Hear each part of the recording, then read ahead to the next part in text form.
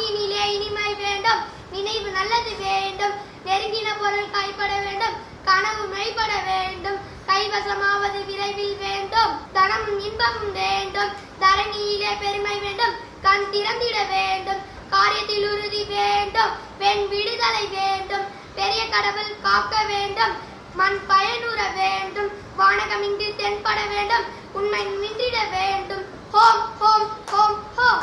நஞ்சீடு தீவியே கண்ணம்மா செல்வ களஞ்சியமே, சின்னஞ்சீடு தீவியே கண்ணம்மா செல்வ